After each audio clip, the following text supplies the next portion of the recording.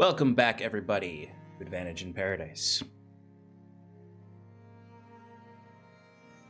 Had to find the recap. Let's jump right in. Last we left off, the Wayward Five struggled with a crushing defeat. Guiding light of this adventure, Kiran Isilistana has fallen, his body and soul taken by Queen Ayla. Our heroes grapple with the reality of what to do next. Some wish to press on, others wish to fall apart, and some just want new answers. Sarathil beckoned Ilyuvania for answers, for hope. The god of Kiran should have some answers in this dark time. What he received was a visit from a strange owl. Black feathers shimmered opalescent, large eyes flecked with constellations. He questioned the creature, and it came closer. He found that when he touched the creature, his fingers prickled with the warmth and life. His undead flesh transmuted to living tissue. But before fluttering back into the forest, the owl showed him a vision of a far-off mountain settlement with purple torchlight under a woundless crescent heart. The shattered moon of Ilyuvania healed. Far off in the forest, Lou grew angry and frustrated.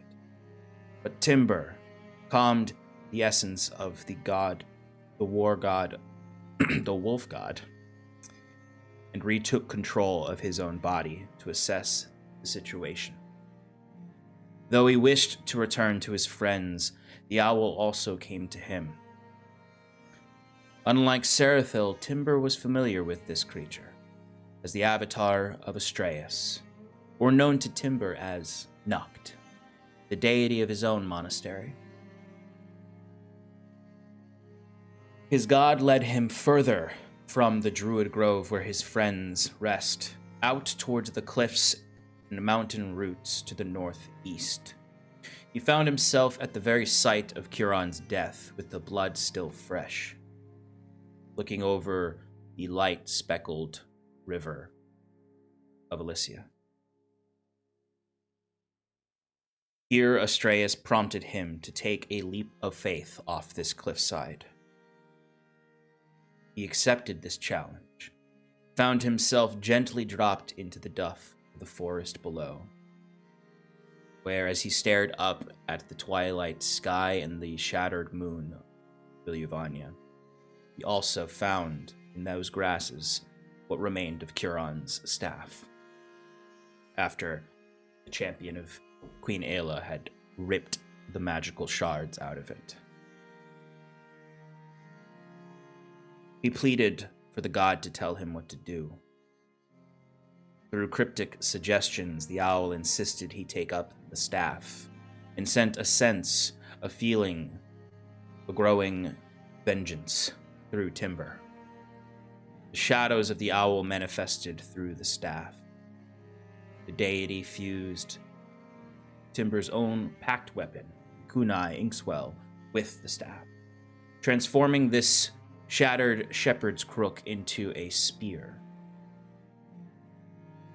With a new sense of direction, Timber returned to his allies. Back in the Druid's Grove, Scarlet struggled to accept what had happened, and could not help but fall apart in her grief. She refused the comforts of her allies until Timber returned, where they settled into quiet grief together for the night, with a promise to take up Kiran's path tomorrow, to finish the work. Nuldo, the golem of their deceased friend Wiswick, the only other fragment of the original Wayward Five, joined them to grieve. The next morning, Scarlet found herself close to forgoing the mind blank spell and letting the Crimson Cirrus in, who would just bring a bit of numbness to this pain. And in the last moments, he heard the voice of Kiran. encouraging her not to give in. She sought Sarathil, cast the protective spell. The party joined together outside to commit themselves to what comes next. Elduin promised the support of the Glanuviel Circle again, and mustered the party to go and find the other druids of the grove to help. But before the party could leave, a light shone in the sky. A fiery object fell through the trees, smoldered into the grass of the grove. They approached the crater to find a creature ascending, a demon, well armored with a vast Zweihander sword. But he shifted before their very eyes within the light to a more glamoured and humanoid form, introducing himself as Ekbarlgoth, Seneschal of Iker, under the command of Zendariel the Everflame, Didact of Blood, Dawn Mother in the Heart Swarm, the goddess of the Quintarchy, but also one of the leaders of the Hells. He proclaimed his purpose: help the party fulfill Curon's task.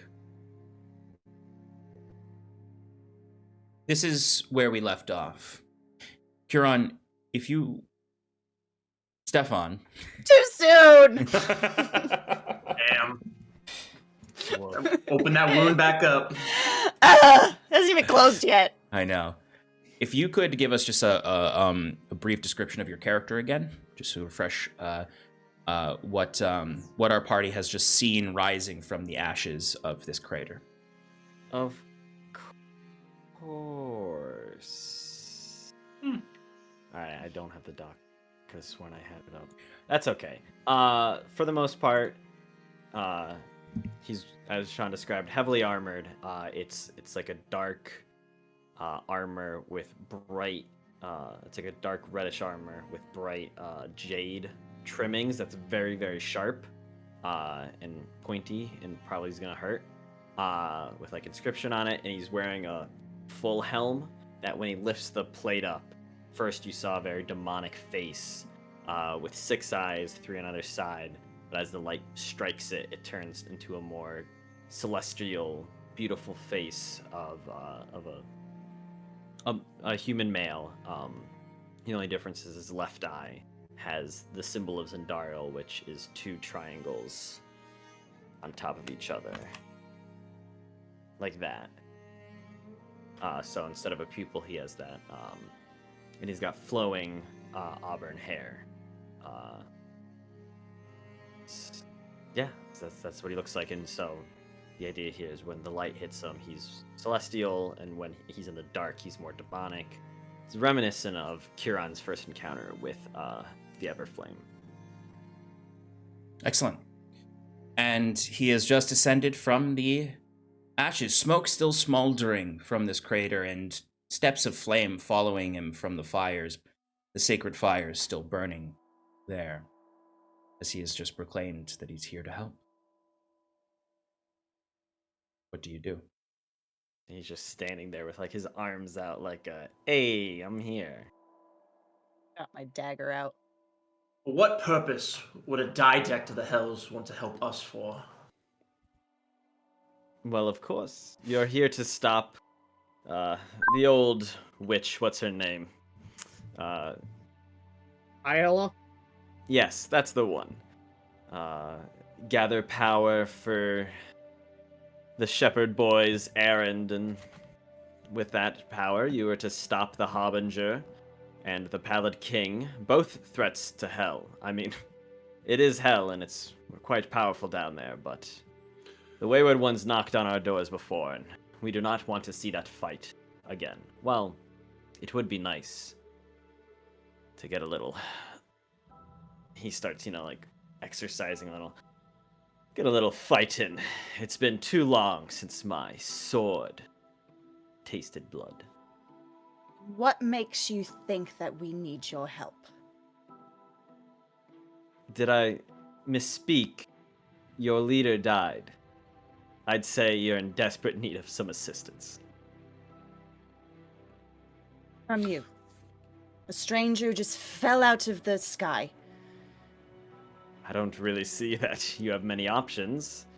You're in a foreign land surrounded by agents of an enemy. We could just leave you, which I'd like to do. Oh, We please. don't I need mean, you. I can go find other things to fight and kill on my own. Good, I can go. work in Zendariel's name. Now, come on. I mean, didn't we get together with these druids just because we wanted some more, manpower to, fight this lady? I mean, we need all the help we can get here. This guy's right. That's I right. mean, I don't know about him being a leader and all. I mean, I'd say we're He's pretty much not. all free agents, but Don't you think it's quite odd that one of us dies and another one just pops up unannounced, saying that he's our ally? Why I'd are say you it's watching the us? will of the gods. Zendariel sensed Kieran's death, as she does every time he comes knocking on Hell's Gates, which, if I'm being honest, is very often. For a leader, he goes down very often, whatever You god have no guides him right pain. to speak about him. Can you prove? I mean, you made quite an entrance here, but you're a follower of Zendariel, of her will. Fair point. What do you know of the Everflame? He says as he brings up his sword. I take out my beads. I know how to pretend I'm one. Fantastic. Using her name to get you what you need. I like that. I like that. Zendariel is the Everflame, and as he says this, he brings his sword up, and you watch fire just erupt from it. This, loud roaring. And he swings his sword around, and he goes, but she's also the didact of blood. And he waves his hand over, the fire extinguishes, and then the blade starts to, almost like in a liquid, plasmic kind of form, kind of shift in, this ripples effect. As it almost drips blood from the tip, but it doesn't go anywhere. It just drips and disappears. She is the Hot Swarm, and as he twirls his blade, you watch as he cuts his hand slightly, and little swarms of blood imps, right? Blood imps? Yeah, blood. I'll describe the blood imps for you. Yeah. They are actually 3 out of 5 of you have encountered these in our home game. They are small creatures that have really shrunken bodies, but long claws in their hands and their feet. They have these insectoid-like wings that come off their backs. Oh, those things. Yep, you remember them. They have kind of slightly almost a football-shaped head a little bit, although a little bit more round, with these small shark-like eyes and a mouth that takes up most of the head with layers and layers and layers and layers of very sharp teeth. So sharp that it looks like it bites its own lips off with how jagged their mouth is. And they're pretty terrifying, but they're small. But when he swings the sword around, there's almost like a swarm, like bats. They swirl up in the air and then kind of sink back down into the blade. And then with one last, and then he goes, but she is also owner? How would you describe her? As the Taberclade of Water? The Overseer? I would say, you could say, yeah, let's go with overseer. Okay. The Overseer of the Tabernacle of Water. And as he says this, the blade turns into this, you see water running down the blade, and it's like a dull blue, and he uses it and he runs the blade back over his hand, and you saw the wound that he created at first heals with the magic of it. Sir, I knew how much Kieran communed with Zendariel.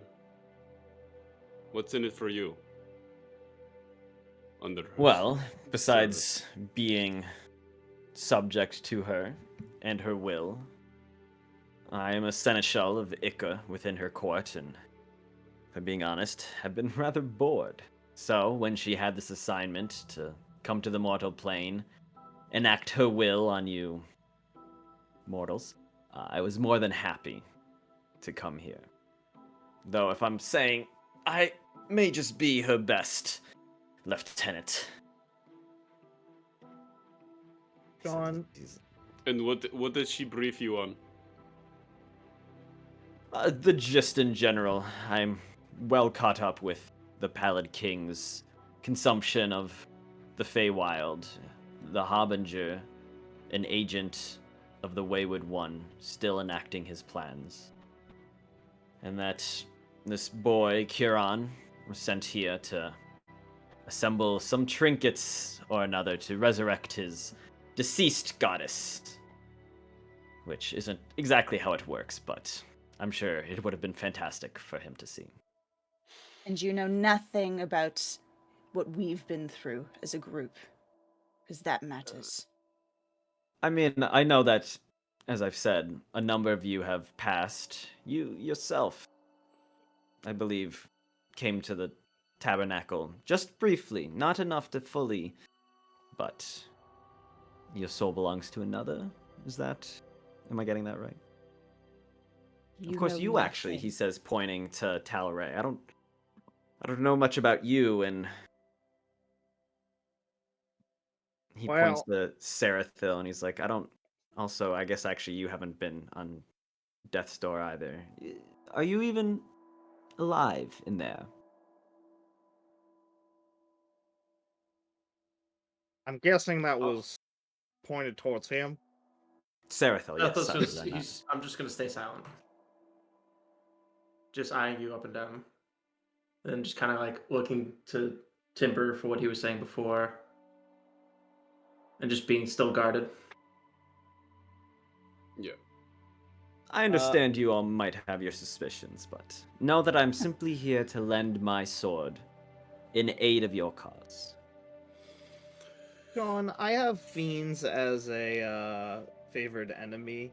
Can I roll like some thing to like get a little bit more information about Zendariel and the demons of hell and the Tabernacle of Water?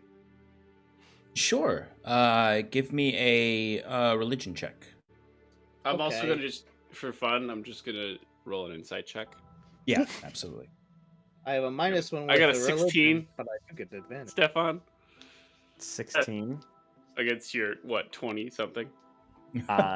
A fun fact, so for the folks at home, I am playing an Illrigger, a custom class by MCDM Productions. And one of the fun little feats is that anytime I roll a deception or any charisma ability check, I can't get lower than an 8, and my modifier is a... for deception is only a 5. So that would be a 13 if you want to talk about like the lowest I could possibly get. I got What a did you 13 get? on religion. Yeah, Kiran, just roll your own roll. Not Don't tell Kiran! Who? Ekpolgoth. Roll. Don't tell me what kind of roll it is. Just tell me what you got, or that depending on if you are actually lying or. I mean, Oh my god. Whoa. It's a 13. What'd you get? so that's a 13. So, Timber, I mean, you almost feel like this guy is too full of himself to really lie. Like he's so excited to be here, not necessarily for the right reasons, that it's hard to think that he would be lying about it. He wouldn't be, like, a liar would be much more tactful about their entrance. That's true. Sorry, Talry, what'd you get? 13. Okay, so there's a few things to state here. It is not public knowledge, it's the best way to put this, that Zendariel is a fiend. It's pretty much not known by... It's not known by many people at all. So, but what I would say is, like,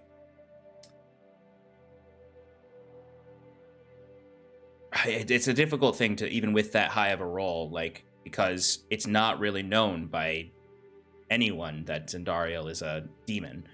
I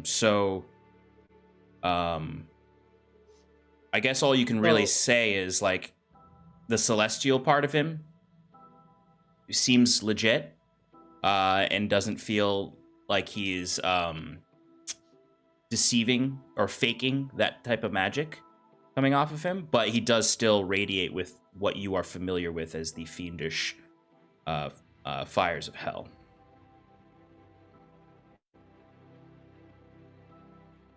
Now, look, I'm a pretty open-minded person.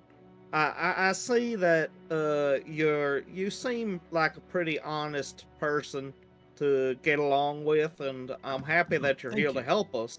But you know, I've dealt with a lot of fiends in my time, and they most likely, you know, are up to no good in some way or sense.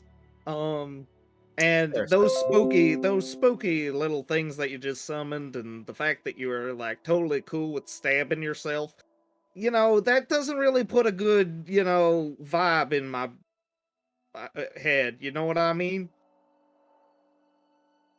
Like, well, do you like? Can you say anything to defend yourself? Like, I don't know. I've never heard of this Zendariel archdemon god thing anymore before. So, like, you know, what's your deal? Are you really just here because you're bored? That doesn't seem pretty legit. Well, I'm here on the Everflames. What do Command. you get out of that? Does the Everflame like give you a Have you cool ever been house in hell or something? Have you ever been trapped somewhere where all you do is sit at the walls and count eternity go by? Yeah, actually, but it was pretty fun. Well, I don't know how you. What are you, a wood elf? Are those scales? Never mind. I don't know how you feel about it, but I get a little stir crazy when I spend too long down in hell. And it's been some time since I last got to stretch my wings, metaphorically speaking. I don't actually have wings. I'm not one of those kind of demons. John, could I roll?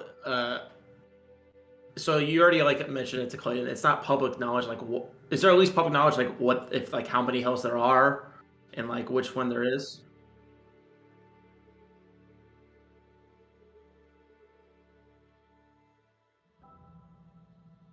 Oh.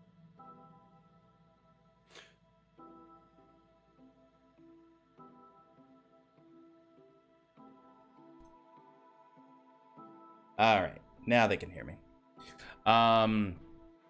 Yes, I mean there is knowledge of what the hells are. Like people know that they are some in between space. Is kind of the best way to put it. They don't really fully understand their planar relation to the material plane, but they know they are separate in some way. They do know that there are leaders of hells that are called Didacs. Due to the fact that it's often not really acceptable to do a lot of studying of the hells in a lot of cultures, other than how to kill fiends when they show up.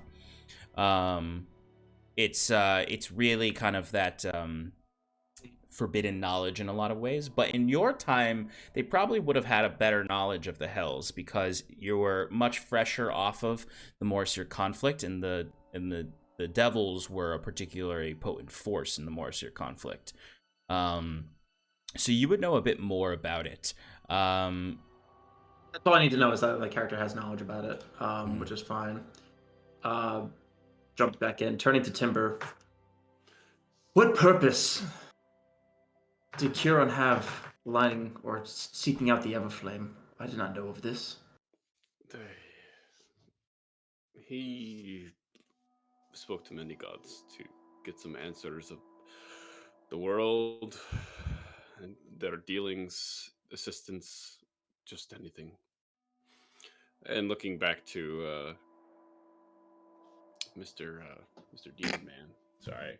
Ekbar. Ekbar it's gonna take me a little. I was gonna say Ek, and I was like, it's I kind of.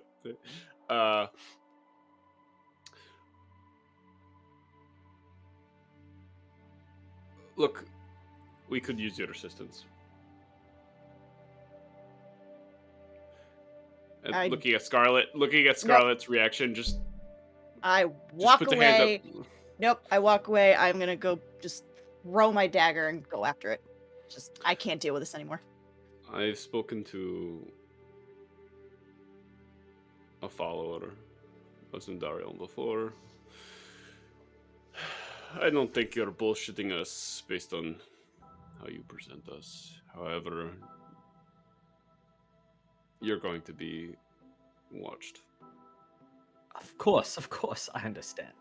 Just Now, hold on. You may have earned his trust, which I think is completely insane. But you haven't earned my trust yet.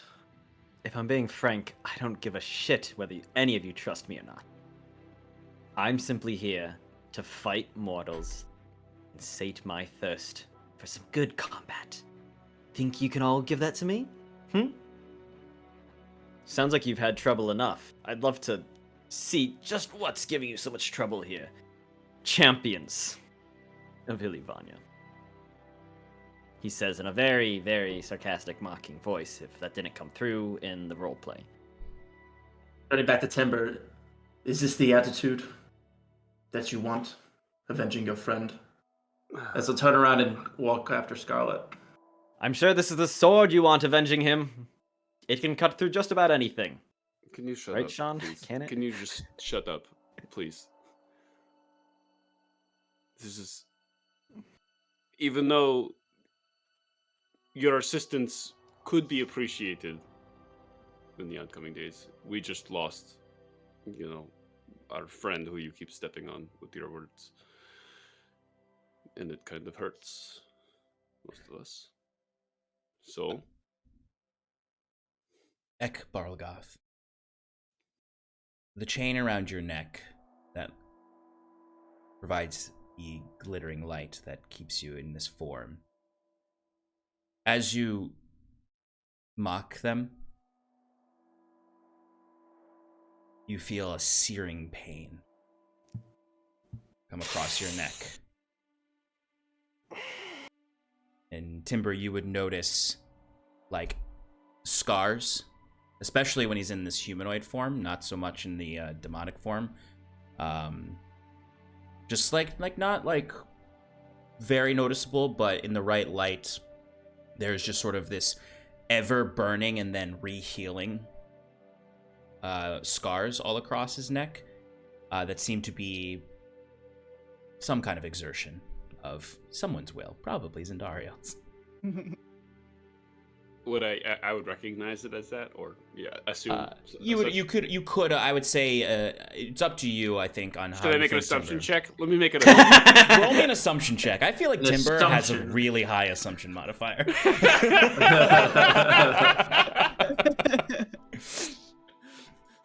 Not as high as Wiswick's. That's pretty. It's a pretty Definitely good not as assumption. low. All right. 16. It's a pretty good assumption.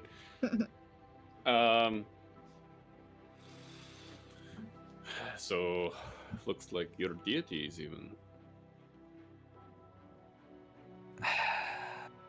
Let's just say there's more good in her than I'd like for a didact of hell.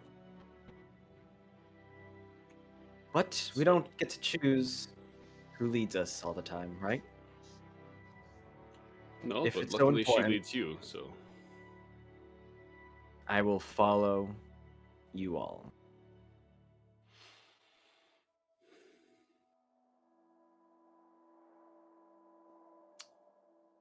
Why don't we, I can see things are getting a little heated. Why don't, boy over here and I go out for- Barlgoth. Oh, okay. Let's get Garth Brooks over here to help me scout a little bit. Who? Galbrook, is that one of your mortal heroes? Yes, I am quite like a mortal hero, you're right. But I'm not. Talray, let him be in public eye for a little bit. Alright, so yeah, I just I get close to him and I put my hand on his shoulder and I kind of just try and like walk him over, and I'll be like, "Listen, these guys, they're a little shook up. We've had a rough couple of days. Why don't I give you our current tactical strategy, and we could think about, what our next plan is." Of course, of course. And just as a point of note, I don't think I explained this. He's not like a huge, he's probably like 5'10". Oh, then I'm taller than you. Yeah, exactly. I just want to make that clear. Like, he's not like a large, especially, Oh, I mean, he doesn't even change with it. He's just a little shorter. Demons actually aren't that tall. It's Thanks for part of, clarifying that. Yeah. Yeah, it's the kind of thing that I think when his armor is shining and glittering and large, it makes him look a lot larger than he actually is until you like stand in front of him and you're like, oh, Right. And like especially like his helmet kind of adds and the horns and the sword on his shoulder that sticks up right, about, like 4 more feet. Right. Yeah, I think that like as I get closer to you, like just subconsciously, a little bit more of my like draconic features start like showing up, like the horns that used to be there start smoldering, and you could start seeing like my teeth might grow to like more like fangs as I'm talking. You just like briefly notice it. Yeah, so as you're walking him to the side to talk to him, you just kind of see like Ekborogoth, you see Elduin just kind of like staring at you. Like,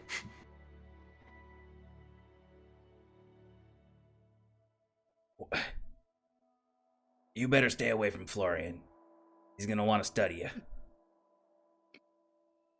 He could have all the time in the world and never learn enough about me.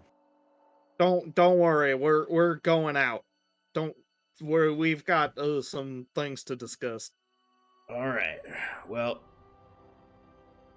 also stay away from Elgwin. You seem like prime prank material.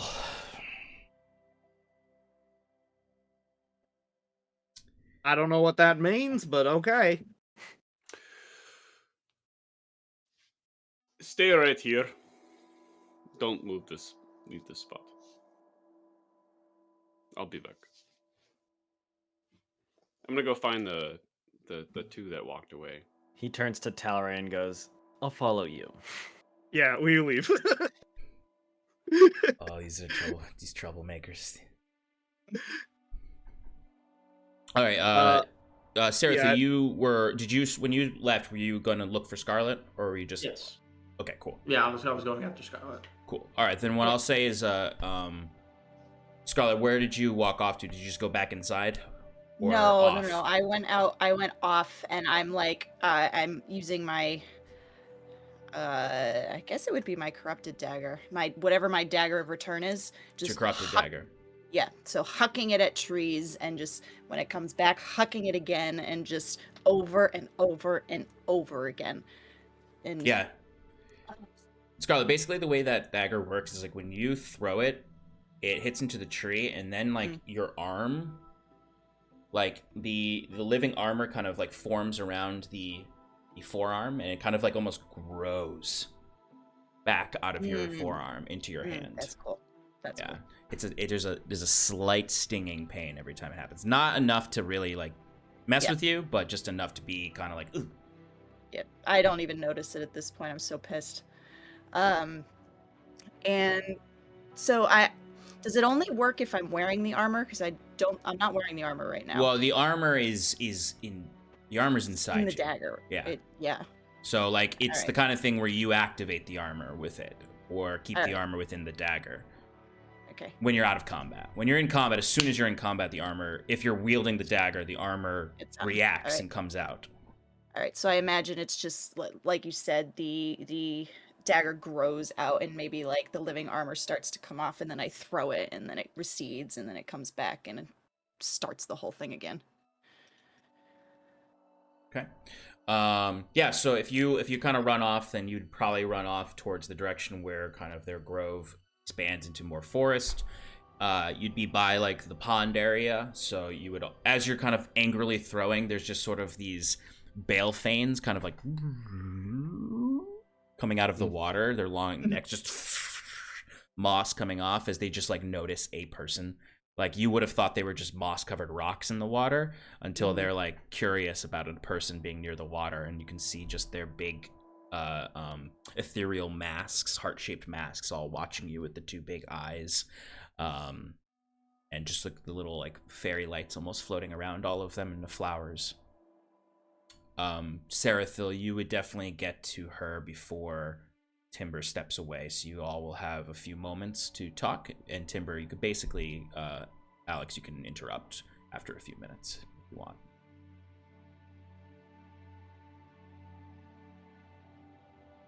I can see someone still in this group still has some sort of sense.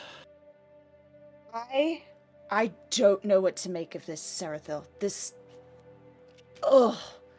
I'm furious. This happened when Wiswick died too. Somebody just showed up and took his place. I'm sick of these new people. I just keep throwing the back and forth. Throwing the dagger. Valoray's an oddball, but he's shown not to be too much of a threat.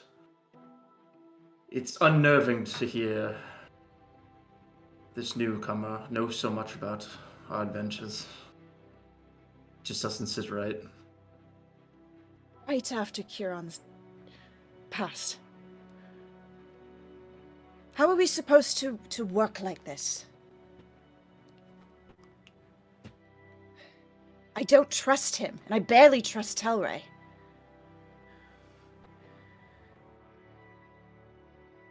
I can't take all this change.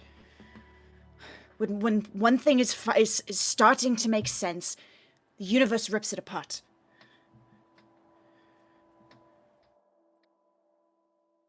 It's infuriating. And you can kind of see Scarlet is so mad that her erupted flesh is starting to kind of crack over her face. Like one half of her face just starts smoking with the magma that's coming out.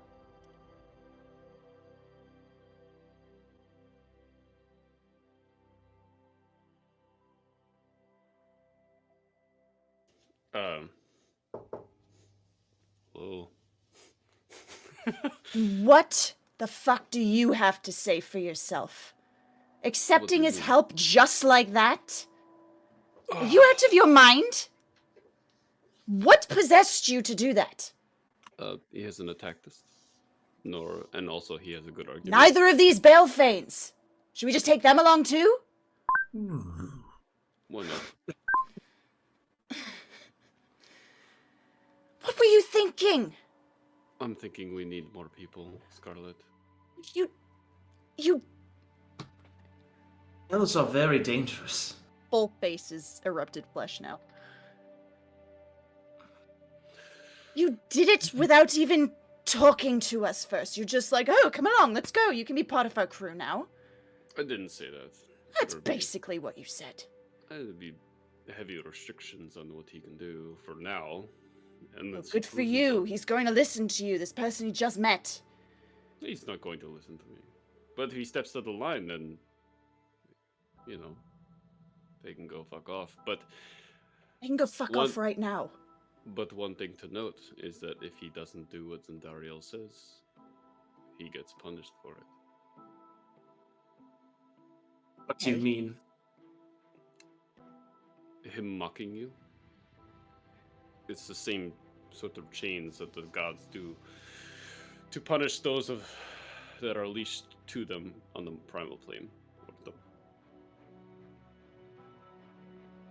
So after you left, after he kept mocking you, he got punished. And though we don't know what Zendariel's will though. They're tricky. Their wills are their own, and we can't believe what he's saying. She could have been burning him because she was ruining his chances of joining our group.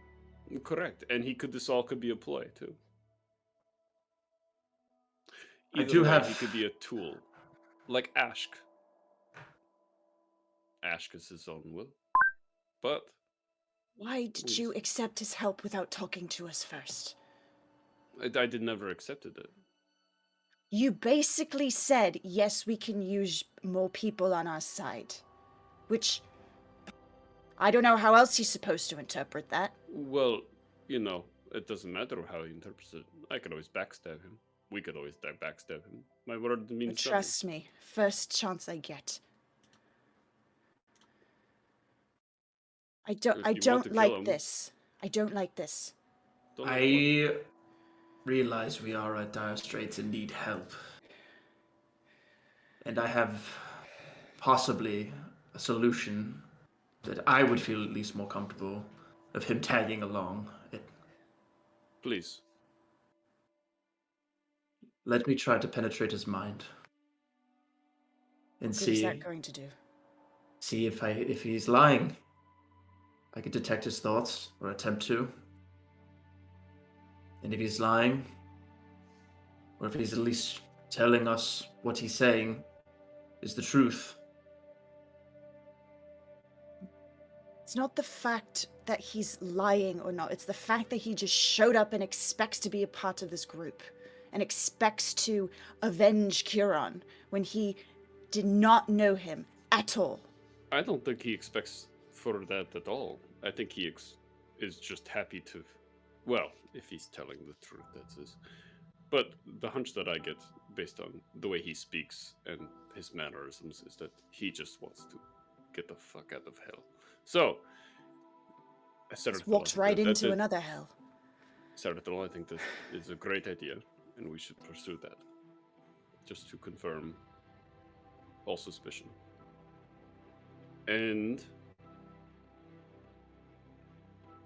yeah, that's pretty much it.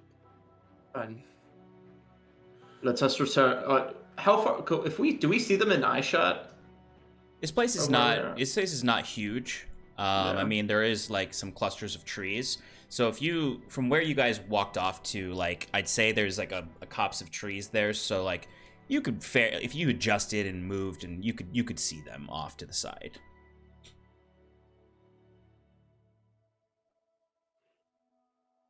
Why don't you? Well, never mind. How far away are they? I mean, I'd say they're probably like a little over 100 feet away at this point. Why don't you go talk to him? Or join Talray. Distract him. Are you talking to me? No, I'm talking to Timber. Good. So he's not going to do that. You want me to talk to him? I actually think that if we ask him to be willing to do so, that will give us even more reason to trust him. To allow you in? Or do you want to do this in secret? No. You're right. You're the man. You're correct. If he's willing, then it gives us more reason to trust. But if not, I'll attempt it regardless. Correct. Let's go. Meanwhile, off to the side with the two interlopers. yeah. Talray leans in and says, "Listen, sorry, your name's a little confusing. Ekbarl EBG, is that good?"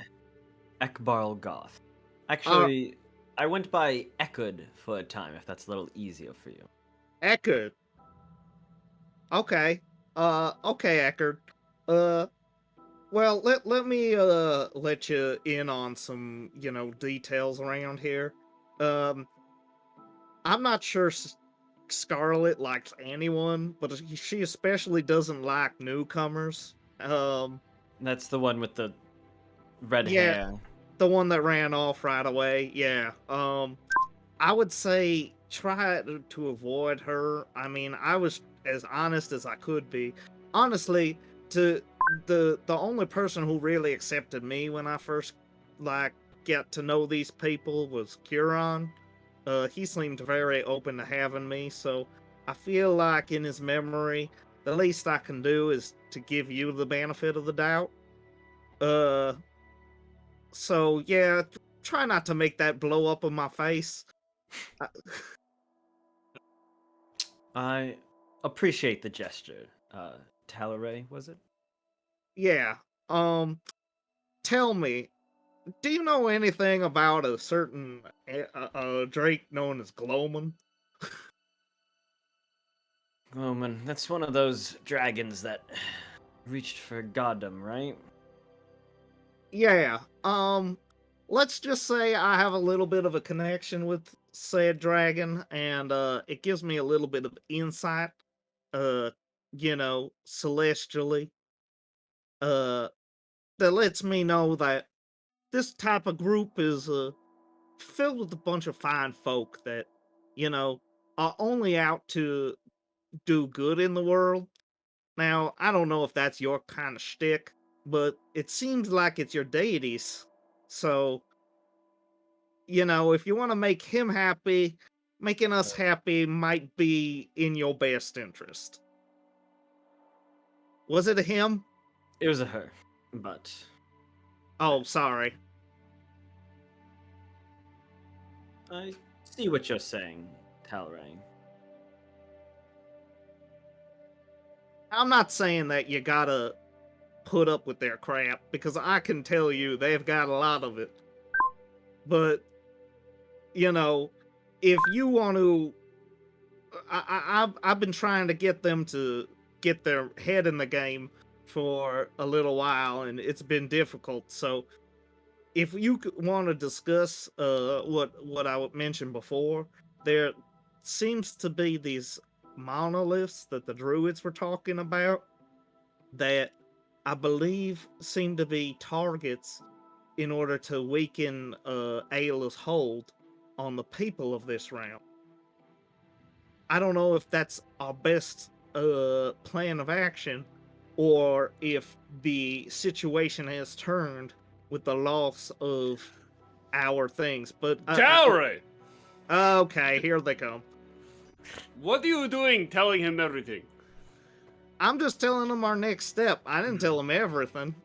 Oh my god. Well, Ekbon, he did give me some good advice, and guess I should apologize, he says with a wide bow. And he goes, I may have gotten off on the wrong foot.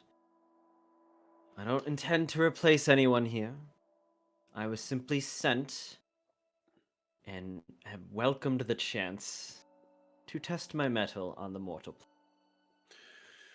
now to test your mettle even further, to be acclimated with our group, we'll require you to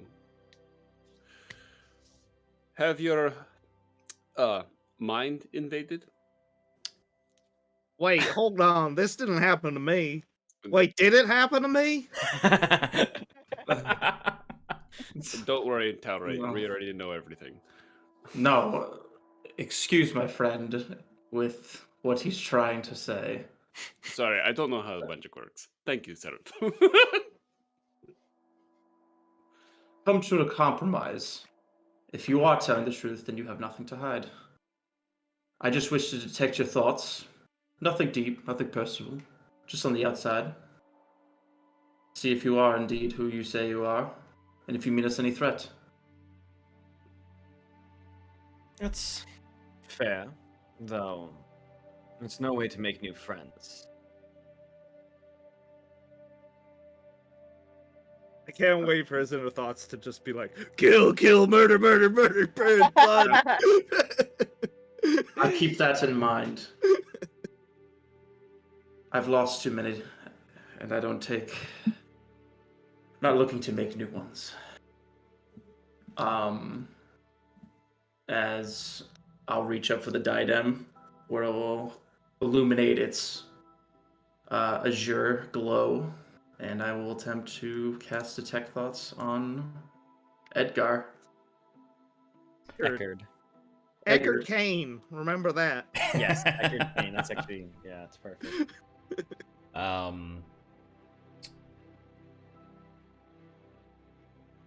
So I'm pretty sure you can just learn my surface thoughts, right? Yeah, you don't need to do any kind of saving throws unless he tries to probe deeper. Unless you have a mind blank spell on, he probes deeper or just hears whatever your thirst. I almost said thirsty thoughts. He is a demon. His whatever your surface thoughts are, you can detect those. So I imagine the first thing he's thinking is, what's that he's got on his head? That's quite an artifact you have there, elf. Where'd you get that? I'm sure there's plenty more goods where that's been... Where that... He doesn't stumble over his words. I'm sure there's plenty more where that's come from if I keep on with you, Do you have a habit of finding rare magical trinkets? I'd love to find some of my own. I only have these, and this is still all in his head, and he just gestures with the sword and then like his armor and necklace as he's just staring Sarathil dead in the eye, and he's basically just at this point monologuing it in his head about how, lucky you guys are, how he's so happy to be here, how he's, just ecstatic to get to do Zendariel's will on the mortal plane. It had in part through that monologue, Sarathil will just sternly ask, do you have any thoughts of harming anyone in this group? And, asking out loud, not mentally. Right. His initial thought is, only if I think it's going to be a good fight. And then he laughs out loud. No, I jest, speaking out loud now. But that's what I'm here to do. Enact in Zendario's will. Get a good fight in.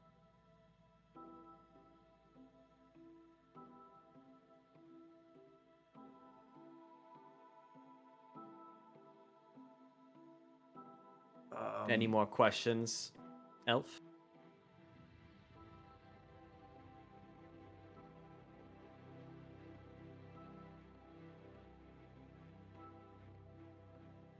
Yeah, the surface of this spell is can only run so deep. I understand.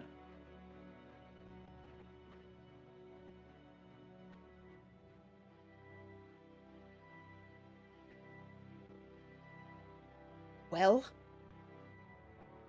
what's he thinking? Oh, you're back.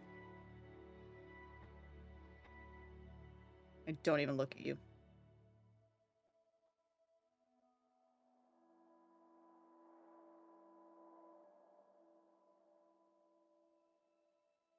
I don't say anything. I'll just turn over to Scarlet and just kind of give a little nod. So, where'd you get that sword from, huh? It was gifted to me, actually, by the last didact of the Tabernacle of Water. His name is Dronak. Dronak. You're right the first time. Dronak. Very impressive. Not as impressive as my gift from Gloamum, but pretty darn spanky if you do say so myself. Spanky? I go start packing. Do any of you know what spanky means? Swanky. Hanky? Tal'Rai has It's better than swanky. own language. I like to imagine there's this like small region of the Wood Elf lands that Tal'Rai comes from that is just Louisiana, but in the forest. Yeah. Just a bayou. A bayou somewhere within Taramran. Okay. So, I think Elduin would come up to you all at this point, seeing as there's kind of this, the conversations move in a wayward direction. So he would come up to, he would probably go right up to Sarathil and Timber, as the two of you are kind of expressing the most leadership in these moments. So, I guess y'all will need to be making some movement soon. Yes, that was the plan today.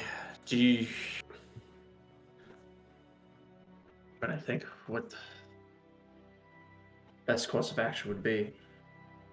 Timber, you said you went to the site where Kiran fell. How far away was that? It's about 4 to 5 miles in that direction.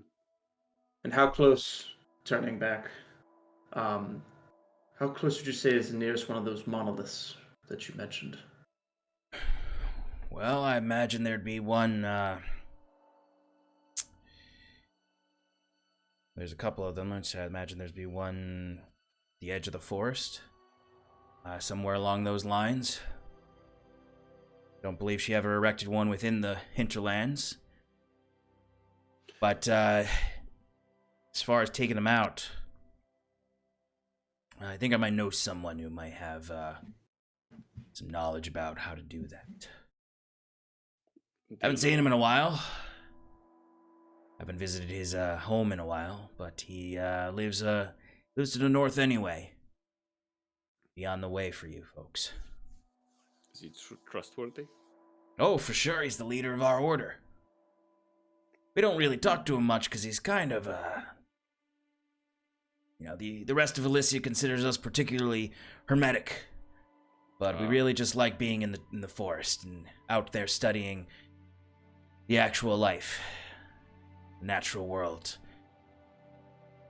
Gideon takes that to a whole new level.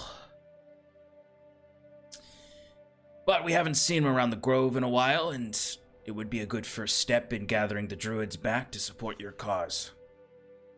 And not to mention he knows a bit or two about the history of these monoliths. How many monoliths are there? As far as my knowledge goes, 3. One at the edge of these lands, one much further to the north, near Ilmir's Bight, the northern coasts. And then one... well, there's one in the heart of Sarathil. Biggest city in the land. That fancy pants entrance you made with the meteor thingy, that seemed pretty devastating. Maybe we can use that to our advantage. That was one-time thing. All right. I'll let you slide this time. Right. But, You guys next? Were you guys next to us, or was that like a separate conversation? Yeah. I'd say next to you. no, I imagine you're all pretty close to each other, other than Scarlet, who walked off. Yeah. So, within the forest, I guess that would be our next step. It'll be on the way to Kiran's birthplace. We can meet with him. Hopefully, he can give us more information about the monoliths. Bring him into the fold. And once we get to town, we'll try to make some alliances there. Tell them of Kiran. Is Talio there as well? Here as well? He'd be somewhere about in this grove. I meant in this like immediate. No, vicinity he's while not we're with talking. you. He's not with you all right now. Okay, well then, just like we have Talio. He's from there as well. He can vouch for everything we say. Since we are still foreigners to this land, it's going to be difficult. Talio would be a good person to bring with you to Novelli. But he's also, much like a lot of you, marked. Understood. I suggest when you're traveling around, potentially, if you have the ability to disguise yourselves at all, take advantage of that. You will stand out for sure in any town, settlement, or city in this land. Do I have anything like could be a dog.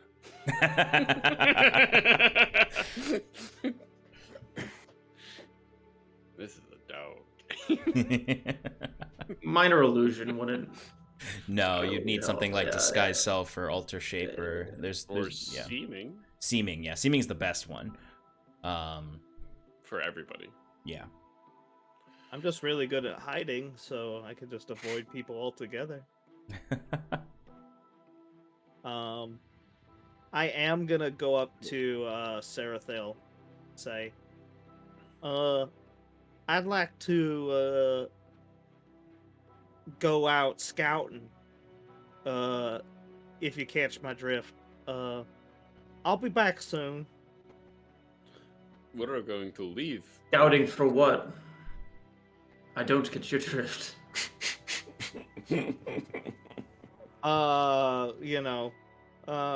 Talray basically just says, I'm gonna just head out for a little bit. Why don't you talk with the other druids? I'll only be a few minutes.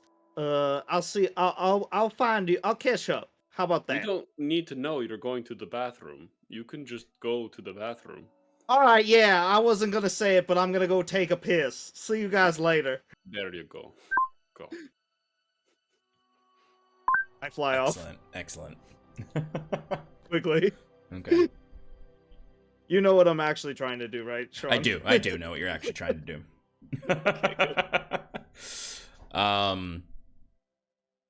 Yeah, Eldwin would look at you, Sarathil, and say, I always heard that wood elves were a little odd. But anyway, if you're looking for, yeah, I have a feeling I'm not gonna see you all for a while. But I want to impart some other resources from these lands that you could reach out for. I do, going back to what you actually mentioned before, as far as disguising ourselves, it seems we are, let's say, do not have the utility of doing this, of performing such an action. Your brother, does he might have any way of teaching me such spells? I've seen his work, the magic that he can conjure. Anything. Gwyn might be able to churn something out. Not so sure it would be a long-term solution for you, but he might be able to something. Give you something to help you start. If you're really looking for magic that's not from the Grey Rhythm or the radiance of Queen Ayla's court, there are, though Queen Ayla would like folk not to think there's any arcane magic that penetrates these lands. To the north, by that second monolith, there are folk who still practice the arcane arts in these lands. And if there's anyone who has even less love for Queen Ayla than us, well, it would be those magi.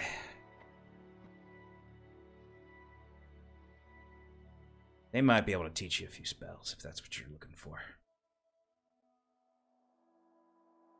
The north seems to be the direction we need to march.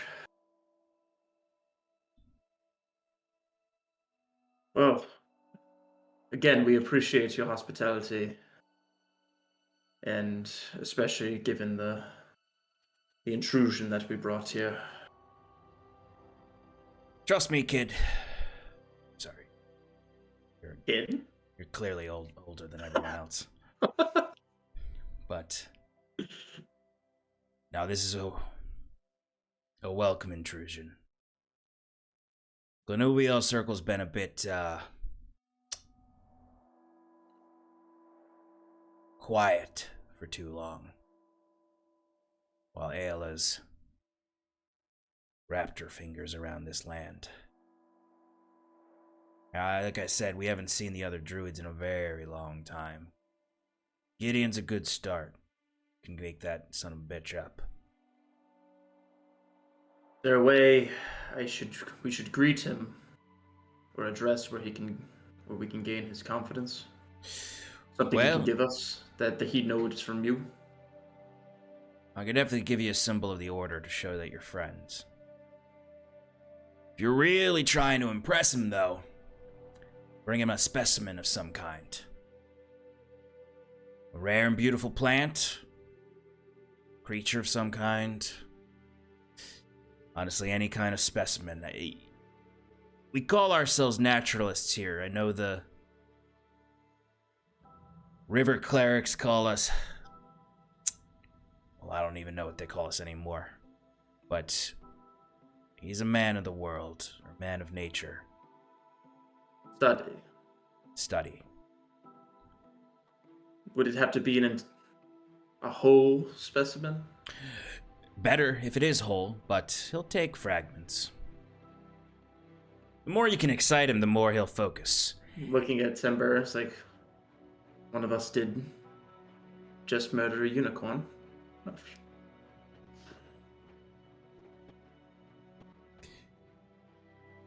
I do believe the horn was recovered from that. I think that'd be a mighty gift.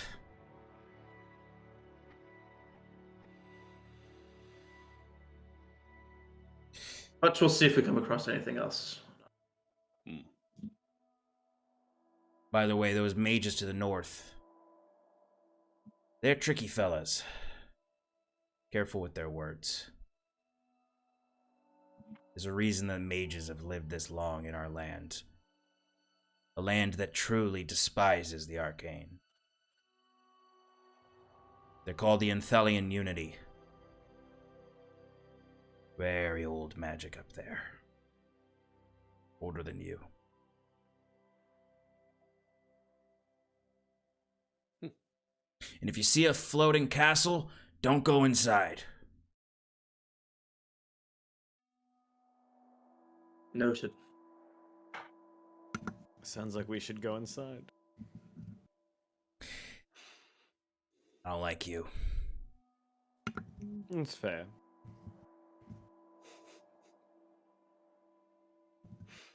Alright, well... I'll go grab Let's collect our things. We should be on our way. And we should begin to head out. I'll go check in with Ilgwyn to see if I can get you anything. Help you out with keeping yourselves hidden. And I'll also get you something to showcase at least that you're friends of the circle. Much appreciated. See you on your way out. Standing at the entrance, just like my backpack and ready to go, just sulking. Are we ready? Soon. We have to wait for Talray to come back from taking a dump or something. And that's a good time to check in with Talray. Hi. All for consistency? With my D12? It's D8. D8, the Bristol Stool Scale. Oh, Actually, we'll do 7. But close enough. Uh-oh. It's a wet one. Oh, okay. That's yeah, that's pretty much diarrhea And at that point. what Talray is actually doing. Yeah, I'm going to use my draconic gift from my best friend Glomon, that I've used before, and I already forgot the name of it, and it's not on my character sheet. Wait a minute. But You it know is Blow Moon? Of course I know Glomon. It's called Contact Other Planes. Yeah, I guess that's the name of the spell. But so, Oh, yeah, the we're actual- gonna give yeah. that a try. All right. Go I ahead, give guess me- I just roll an intelligence saving throw. Yes, and the DC is lowered by our homebrew rules based on the last 2 failures. You just have to beat an 11. Okay. I got a 17 without adding modifiers. All right, so you succeed. You perform the ritual appropriately, and you can feel your mind expanding as you kind of, from a seated position, kind of are lifted by spectral wings on your back. And you see that ethereal form of Glomung, a little kind of a small drake fluttering around you with large hummingbird-like wings, and you can ask your questions. I do my natural process of, just welcoming Glomum respectfully. It's not the real Glomum, I know, but I still see it as a piece of him, so I give it, the utmost respect. Say, oh great god of mercurial whimsy, will you answer my questions? That's not one of them. I'm assuming it's a yes because you answered my call. My first one is, will Queen Ayla be able to use the shards now that she's collected Huron's pieces?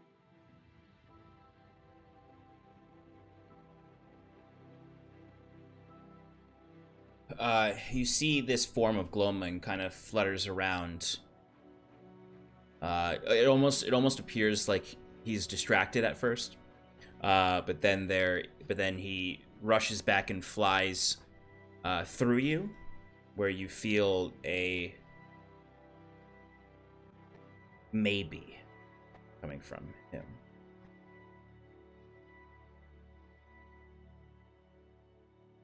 Well, that's not And I would say I'd say specific, there's the kind of like an additional short addendum to that, since the one-word answer would be misleading. The GM might instead offer a short phrase.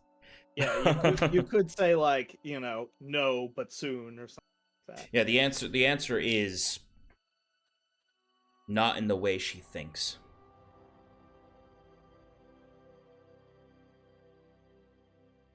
Good. How about, is the Glomon from my plane working with Queen Ayla?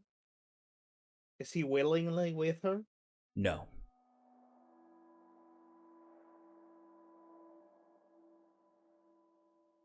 And you see Well, the that dragon settles. kind of has a negative, like, shakes its head a little bit, and you can see its form kind of scatters a bit and then reforms as that sense of no, negative comes into your mind. Well, that settles things. How do you think we should proceed? Maybe, do you think that the next tactical step would be to attack her monoliths?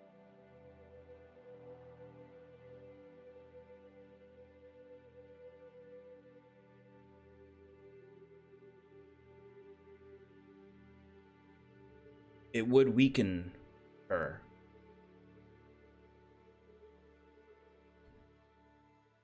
but won't strengthen you.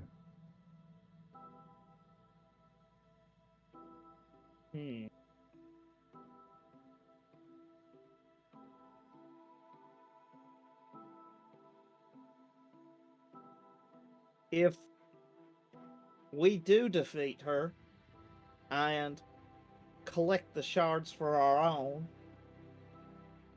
would uniting the shards be safe for the plane?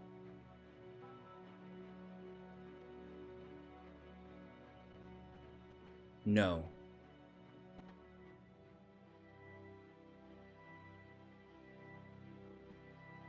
You see, Talray becomes visibly like, less whimsical, and like gets a serious look on his face, and looks at the spectral figure, and with like a little bit of fear in his eyes, which is like very uncharacteristic of him. He's always tactical and cold when it comes to like combat, such like that. He never really shows a sense of like, intimidation or anything like that. He usually scoffs those sorts of things off, but this might be like the first time you really see Talray look like he's like gonna have big trouble because he's I don't know how well that'll go with my friends, but we'll see how things go, I guess. For my final question, we've received contact by a strange creature, a demon of sorts, claiming to be a worshiper of a Zendariel. I don't know if I could trust him, but you would probably know best. Can I trust this Zendariel to help us fight? You see the spectral form does a few kind of twists and turns and flutters around, and once again gets a little distracted, but then when you finish the sentence, it flutters very close to your face and then kind of slowly like wraps around your neck and kind of lays and hangs, its tail kind of unfurling, and you just hear the low kind of draconic purring as you get a yes.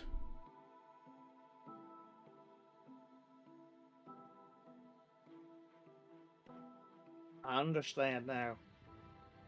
You put me on the right path, and I'll continue heading forward. This newcomer doesn't change much.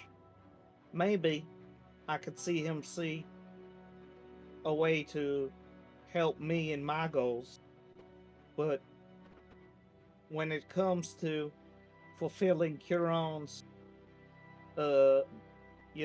dream or aspirations, it's up to me to stop it. And then, as I say that, I stop channeling. The dragon that hangs on your neck, kind of its head just kind of perks up for a moment and then dissipates into several fragments of light that descend to the soil and fade.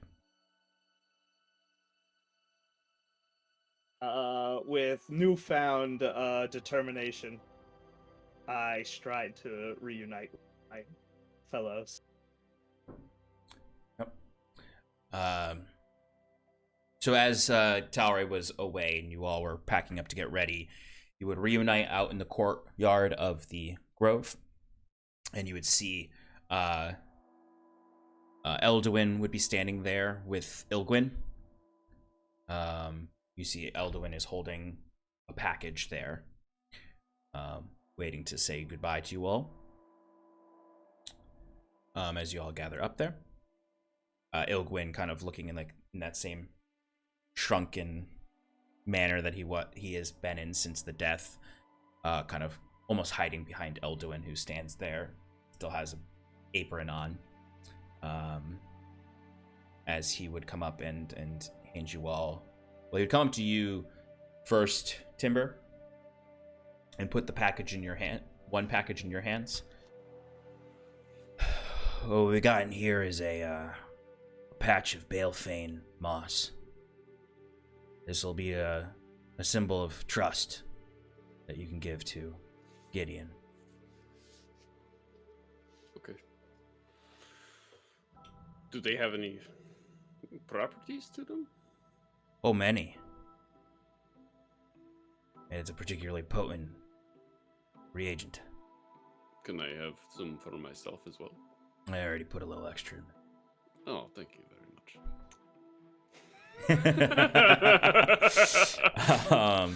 And he leans in and says, now if I'm being honest, we haven't heard from Gideon in a very long time. So I don't know what state you'll find him in. But even only half full, he's a powerful ally. Okay. Very noted. Thank you for all your help. He would then go to Sarathil with another package. And Ilgun would kind of kind of step forward to join him over there. I know he was a bit of a... Well, a bit of a jerk to you all when you first met him. But since what's been going on, he's been apologetic, right? Yes, yeah, of course. I'm so sorry for what has happened. But this should help, at least a little bit. And he'll hand you a package. And he'll just kind of open the top to just show you what it is at first. It's little druid crafted brooches. They're not permanent, but each have one use of a disguising magic that should change your form. It'll only last for an hour, but it's something. Much appreciated. Use it very carefully, and don't make the mistake that I made. You can't change your height with it very much. Only by about a foot or so, so you can't be taller than Elduin. I mean, some of you can, but you get it. How many brooches are there? There's one for each of you. And each of the NPCs as well? NPCs. Yeah, I think the only Alright, NPCs. sorry. I think the only We're NPCs. doing one, right? Yeah, but I think it's just doesn't Talio. need one. Talio, yeah. He doesn't need one. Oh yeah, Talia doesn't need one. Yeah, exactly. Oh, Yeah. okay. So for each of you, you have a single charge of disguise self, essentially. Is there one for? I was gonna call him Ikbon Bon. Ekbar Laglan. Yes, there is one for Eki Boy.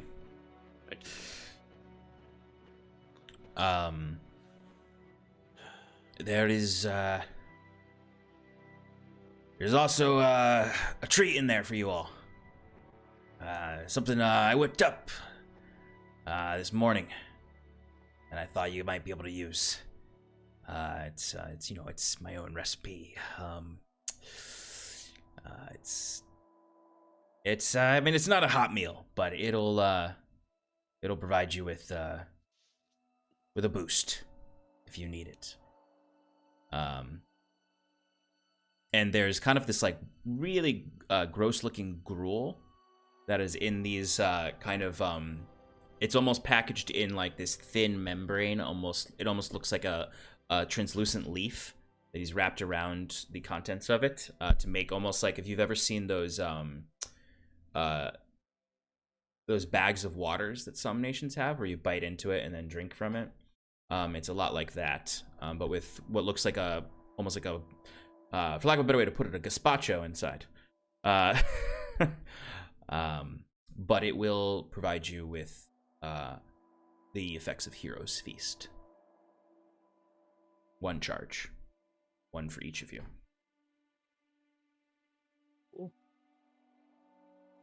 Full effect, as in lasts, the 8 hours? Yes, full effect. Does it last? Like what do you mean last? Like, is it gonna get moldy if I don't eat it in a few days? I'm gonna imagine you said that in character, and Eldrin will say, "No, it's got my special seal on there. These leaves will protect it and keep it fresh until you need it." Oh. I mean, I've got more preserves in these leaves if you want some. If you want some of my pine jelly, it's really great. It's good stuff. I've got plenty of stores if you want some more. It's not gonna give you a magical boost, but it's delicious. It's good with a little lamb. But we haven't had lamb in about 20 years. Okay. Well, we've got work to do, right, Ogwin? Yes, we've got to call the druids. That's right. All right, buddy. Florian! Florian! Come say goodbye!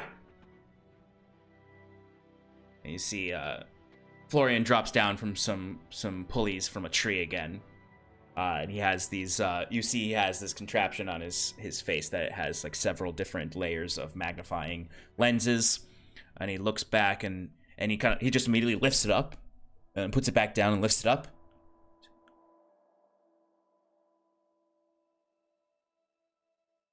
Is that a demon? Hello. Oh, you guys better leave real quick. He's gonna want to study you. All right, well, good luck out there. If you need somewhere to stay, you can always come back here. There might be more druids here next time you come, and they might be taking up a lot more space and a lot more of my preserves, but we can find a spot for you. Good luck.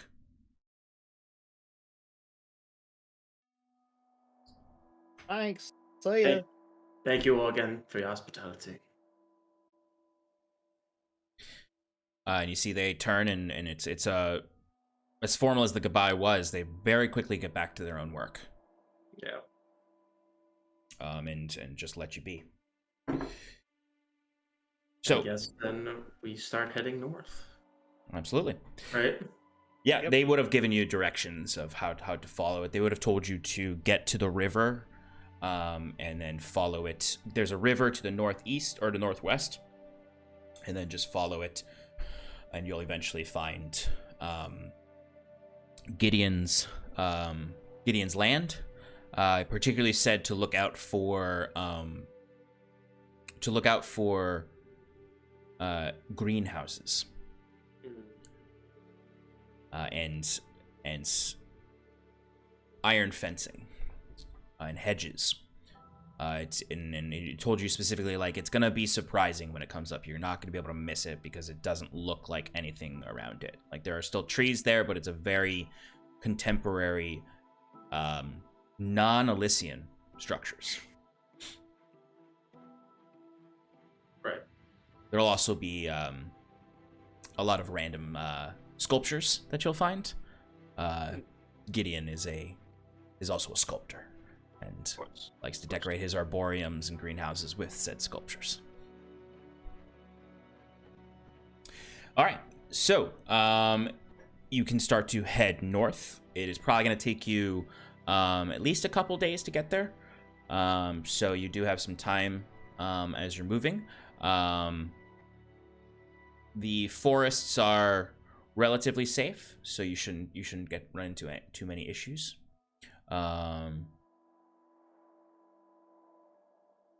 Over those 3 days, is there anything in particular anyone wants to do? You'll have 3 days of travel.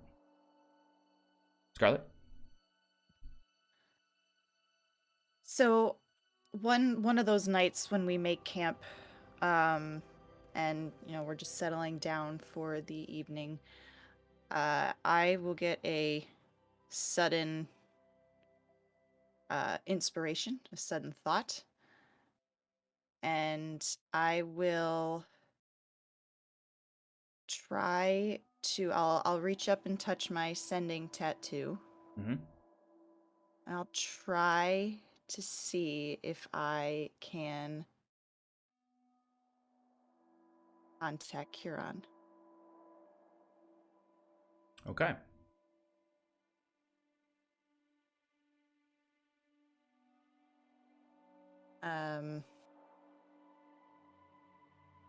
I don't know if this will work, but I refuse to believe that you're gone. If you can hear me, let me know.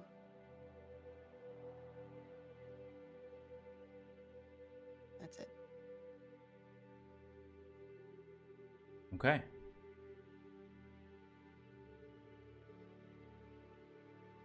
What you feel is that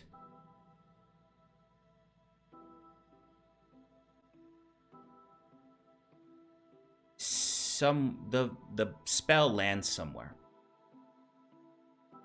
It doesn't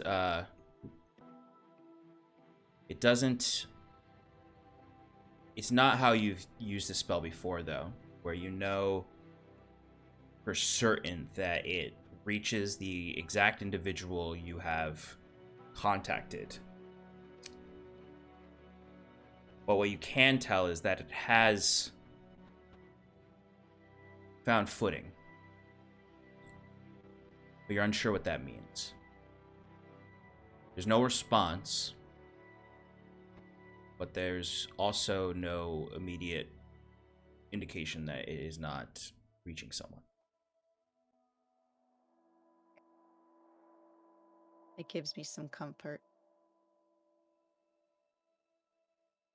Okay. That's it.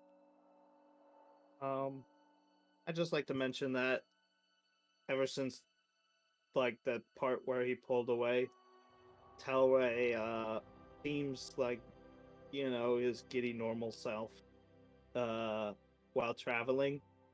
But when it gets later at night where he used to, maybe nag people and try and, pry information out of them or tell a story, he just seems to be, quiet and somber, watching the fire and taking his shift at watch, very seriously.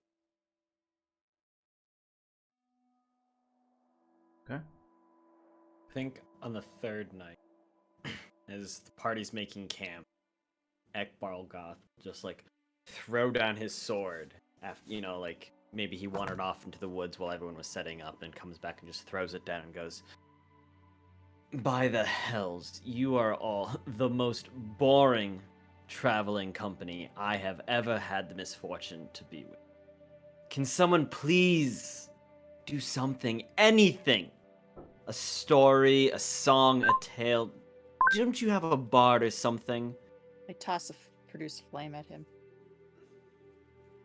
Not Just like at your feet, not trying to hurt right. you. Just being sassy. Well, that's a start. Love to play Talray catch. is usually our. Would you say, Timber? Bard. I said Talray is usually our bard. Well- I'll remind you all that Talio's here. The wood elf does have that. What did you call it? Mouth harp.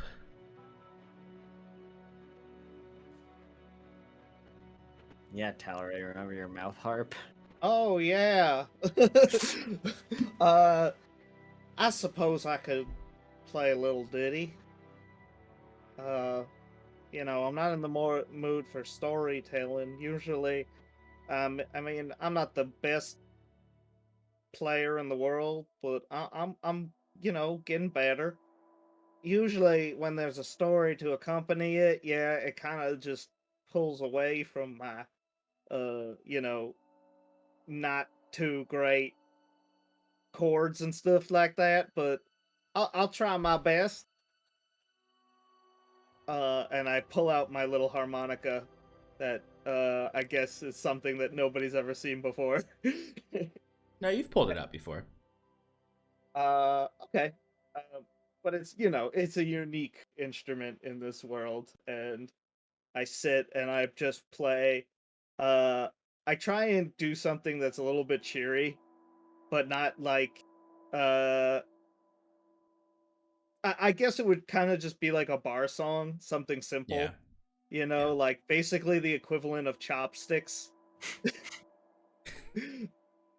If there man. was one in on the harmonica, it's just like a chord of like 5 straight notes that I play at a slow pace, and then it slowly gets faster, and I'm like stomping my foot to the beat as I go. And I'm hoping that, somebody chimes in with like the lyrics or something like that. But, it just ends up me slowing it down again because nobody's really getting into it. Well, And then I Ekbarlgoth doesn't know any of the lyrics, but he is stamping and clapping his feet to the beat, and he's like, "Oh, yes! Beautiful! Wonderful! This is what I'm talking about. A little liveliness. Something to get the blood going. Put a smile on our faces," he says, like, directly at Sarathil, Scarlet, and Timber, just like something. Any requests? Stop playing. Well, then that's no fun. Yes, if you wish to hear tales, why don't you tell us one of the story of your time in hell? Well, I don't know if we have enough time for all my tales of hell, but there was that one time. Yeah, see the tabernacle of what Water. rot was Oh. causing quite a bit of a stir. See, Zendariel, she, in her benevolence, hopes to keep souls of you trapped mortals to herself. In a type of, what's the word, a purgatory, if you will. They're not quite suffering, but, they're still dead. And the didact of rot tried to come and wisp a few away, and I was the lucky one who got to enact her revenge on them. And oh, what a revenge it was. Those devils did not see me coming. I cut through them with my blade here and watched them bleed out, and the blood sated my blade. Oh, it was wonderful, truly. It sated your blade. Is your blade sentient? I like to think that it hungers. But no, it is not a living artifact. Though that'd be really cool, DM. Don't you? Your necklace Our- burns a bit. Alray's like awkwardly clapping at the story, like, well, that was a hoot. Good. Yeah, Talio is just like got the like most like, what the fuck is going on right now? Look, while he's just like waxing his bowstring and just looking around. With all such bloodshed that's in the hells, I still don't understand why you felt the need to come to the mortal world. Let's just say things aren't always so permanent in hell. And my station there is rather rigid. There's so much more to experience here on the mortal plane. So many more, truthfully, so many more colors. So many more. I mean, we don't really have a sky in hell. That is rather lovely, he says as you just watch him staring through the trees. And the air in hell is stifling. Not like here. Nor like when I went to the Feywild. Ah, that was a time indeed. It was a failed excursion, of course. The Harbingers, or the Wayward Ones' forces overran it. But we showed for a brief time, for a brief skirmish. It was quite beautiful there, too.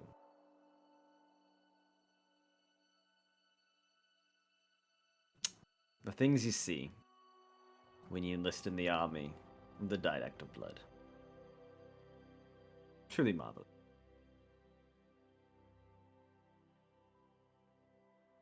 Tell me, has there? I don't know much about your plane.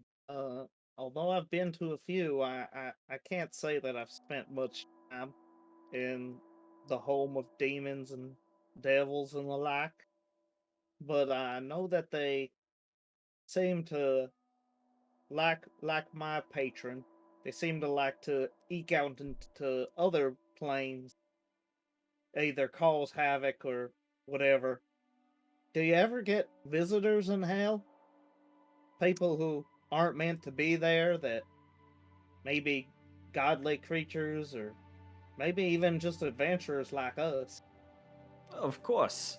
There have been quite a few groups of pesky mortals that come through and deign to ask for aid from the Didacs. Some of them get it, of course, at a price.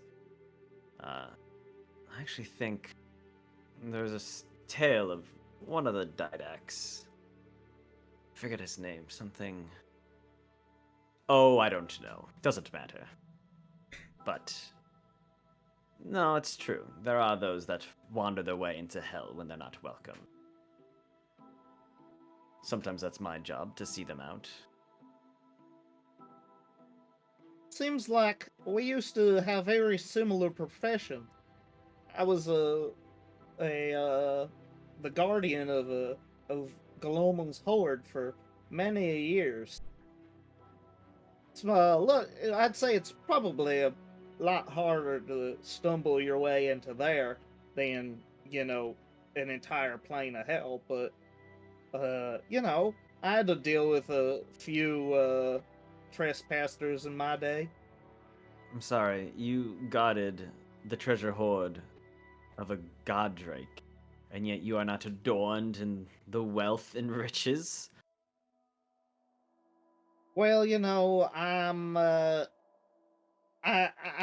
really the type to, stick my hands where they're not supposed to be.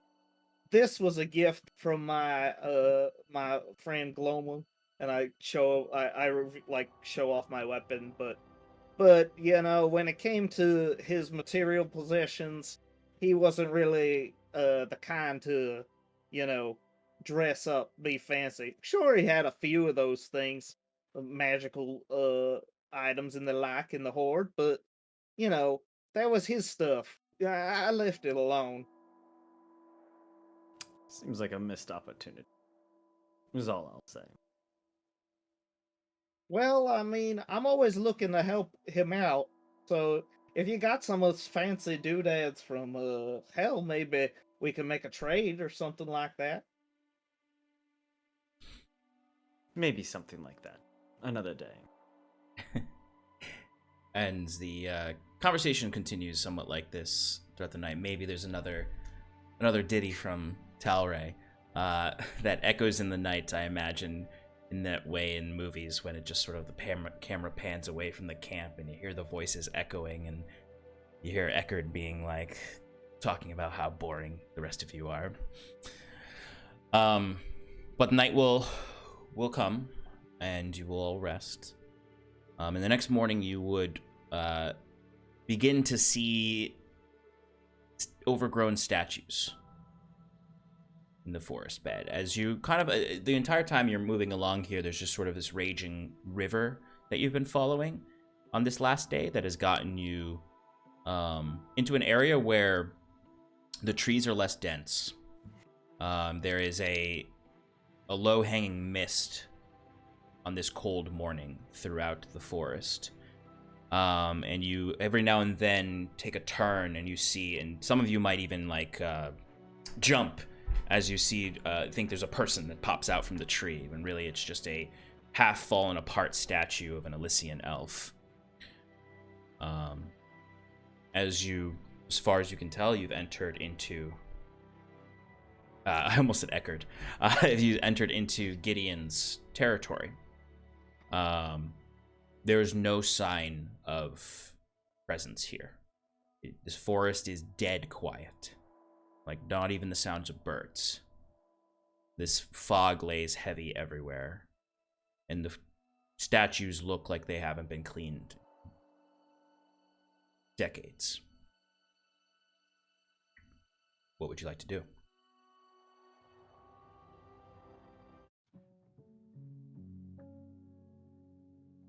Can we see the greenhouses yet?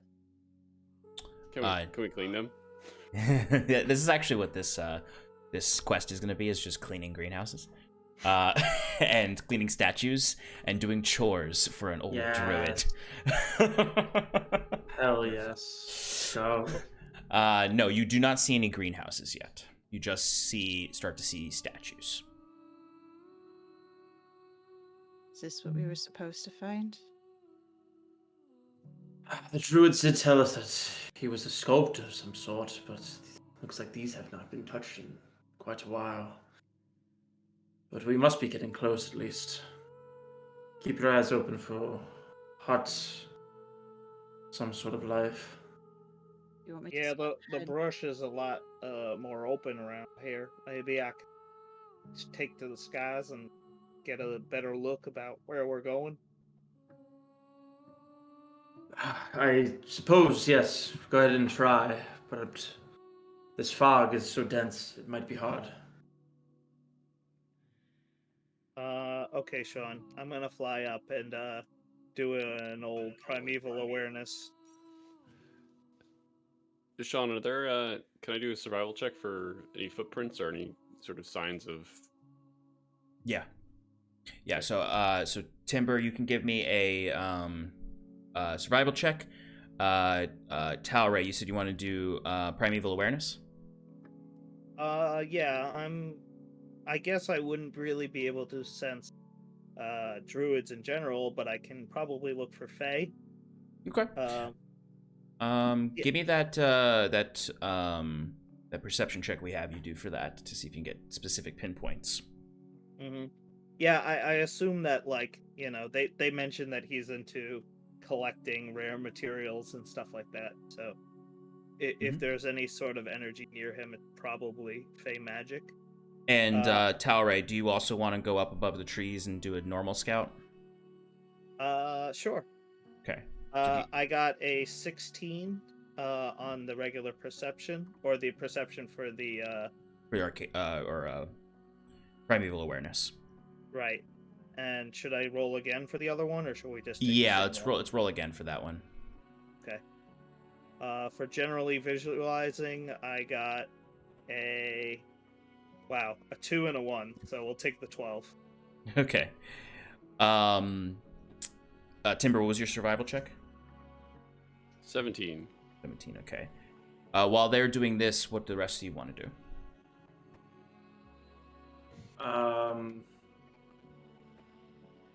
I suppose I don't think we would move with Tower A flying up. We want to stay in the same spots so we could find us again. Mm-hmm. At least that's what I would think. Do you want me to scout ahead and see if there's anything up ahead?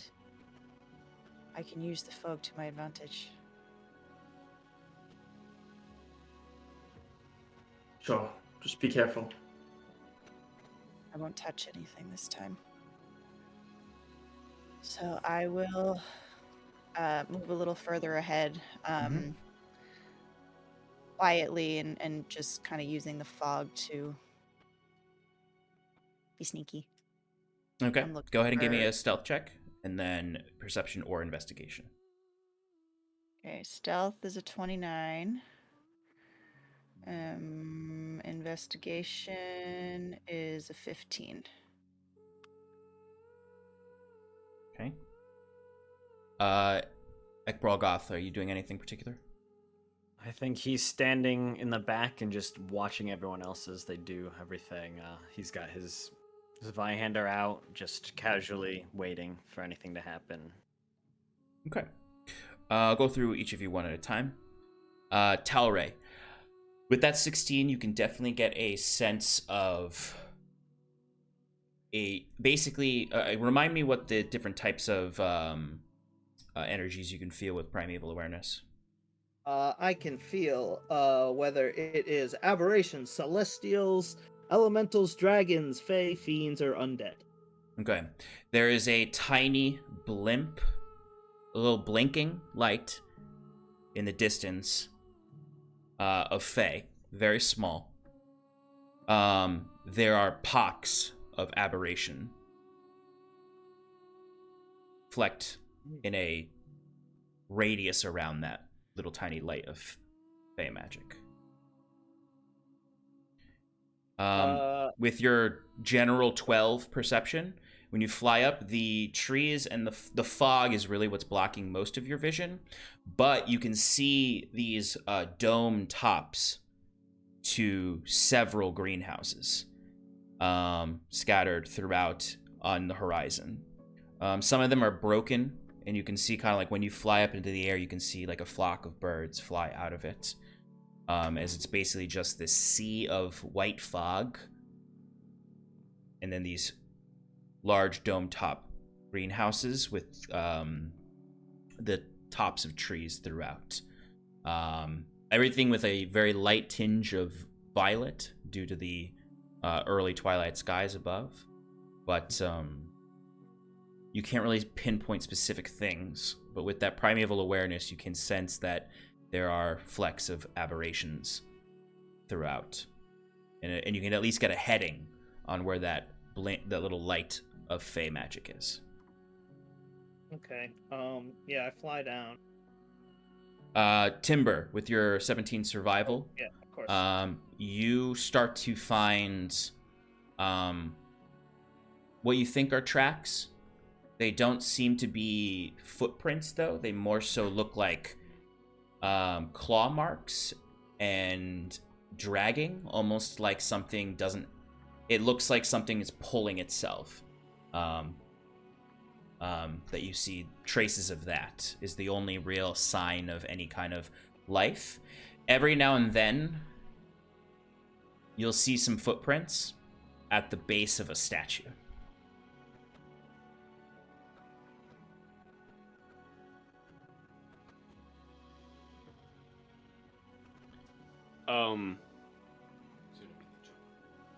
These bases. What do these statues look like?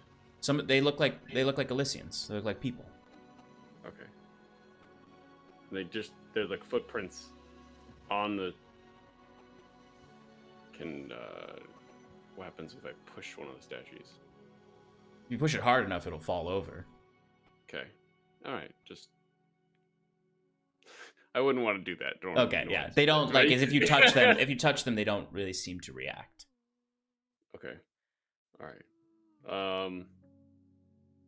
Okay. Well, I just kind of hand signal people to proceed with caution.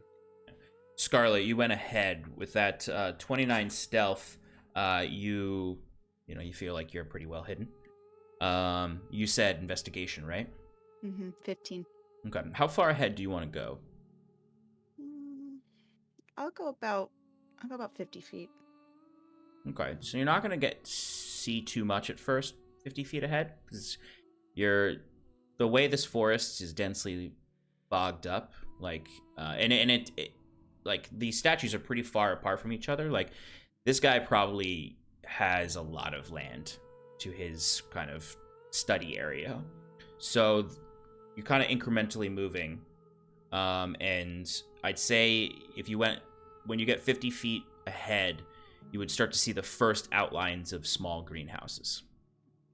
But that's really all you'll see with a 15, with only going 50 feet ahead. Sorry, I didn't. No, continue. Okay. Can I go up to that greenhouse, or is it? No, it's not too far away. You could definitely go up to it. All right. Yeah, I just want to go see if I can see anything on the inside. You could give me a perception check. If I could Tara? get the chance, I would like to, try and get to her before she heads to the green. You Or would at be able least, to, like- because if she only went 50 feet ahead, so when you're coming back down, I'd say you'd be able to see as she's approaching that greenhouse. Is your perception a 30? No. It's a plus 10. I have a passive perception of 20. 26 for perception. Okay. John, really quick about the statues. Mhm. Are the footprints? They look like they're facing towards the statue or facing away. A mixture. Mixture of looking like somebody walked up and then walked back down. Potentially. Okay. Scarlet, as you're approaching, you're kind of looking in, and you can see a lot of the glass of this greenhouse has been shattered. There are still fragments connected to it, though. It's sort of like metal frame, looks to be made of like a bronze or a copper that's started to oxidize and turn. Inside, it's a lot of the plant life that was in there is actually kind of overgrown at this point. As you can see, there's like this particular plant that has grown throughout that is sort of a burgundy color with these sharp thorns on it. It looks like a weed that has overtaken it without the care of its proper owner. And inside you can see like several smaller broken sculptures and hanging tools all throughout. With, you said 26, right? You would see towards the roof of the greenhouse, there seems to be this cluster of what looks like moss and dead leaves that is all clumped together in a kind of bulging form hanging from the frame of this. Okay. And then there's like one like shattered larger sculpture that has fallen over into the greenhouse and is like broken into legs and arms and head and everything. Right. I will move back to where the party is and looking at Sarathil, but kind of addressing the whole party. It doesn't look like anyone's been here in a very long time. There's overgrown plants and broken statues. There was one thing that looked a bit suspicious, but I didn't want to interact with it in case it came to life or something. What was it? It looked like dead leaves and moss all together in this clump. It didn't look natural. I guess let's approach it together. Yeah, I sense multiple unnatural forces up ahead, aberrations, if you will. Was that They all? might- Also, a little bit of fey magic. They might be hunting it, or perhaps defending it. I couldn't really tell. But it was surrounded. Do you think maybe it's the druid? They rely on fey magic. Is it in trouble? Can't say for sure. Is it Doesn't- far? How How far? far is it? It's probably a couple hundred yards away. I relay that. Should we go check that out first? Yes. We should head there now. We might be heading right into a trap. I will be careful. Only cowards lay traps. What was expecting us? I cast Pass Without a Trace. Nice. So I assume everyone's going to take advantage of that in stealth. Yeah. Yep. All right, let's get Nope. those stealth rolls.